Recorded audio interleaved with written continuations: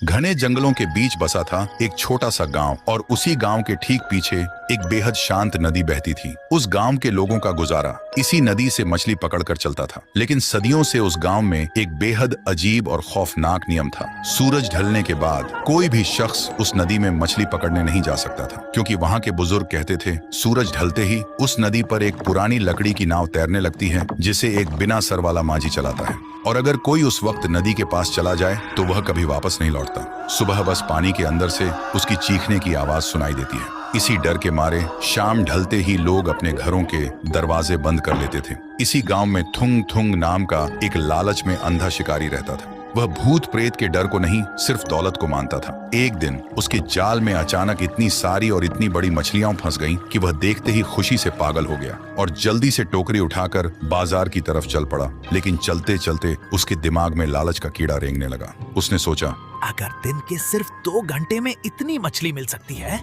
तो पूरी रात मछली पकड़ूंगा तो कितनी मिल सकती हैं? लालच में अंधा होकर वह मौत के उस खौफनाक नियम को भूल गया और रात होते ही वह सबसे छुप के नदी के पास चला आया। लेकिन जैसे ही वह नदी के किनारे पहुंचा, वहां एक अजीब और खौफनाक आवाज गूंजने लगी। थुंग थुंग थोड़ा डर गया और एक पेड़ के पीछे जाकर छिप गया। तभी उसने देखा पानी को चीरते हुए एक नाव किनारे की तरफ आ रही थी और उस नाव पर वही बिना सर वाला माझी खड़ा था। उसे देखते ही थुंग थुंग को पहली बार डर का एहसास हुआ। फिर उस सरकटे माझी ने किनारे पर आकर नाव से एक पोटली नदी के किनारे फेंकी और वापस अंधेरे में गायब हो गया। थुंग थुंग को कुछ समझ नहीं आया। फिर भी वह पोटली के पास गया और पोटली को खोला। उसके अंदर सोने के कुछ सिक्के और चमकते हुए मोती भरे थे। सिक्के देखते ही थुंग थुंग की आंखें डर की जगह चमक उठी। फिर उसने पोटली उठाई और तेजी से घर की तरफ दौड़ पड़ा। लेकिन उस रात थुंग थुंग को नींद नहीं आई। वह बिस्तर पर पड़ा लालच में बस सोच रहा था, एक पोटली में इतना धन है तो नाव के अंदर न जाने कितना खजाना होगा।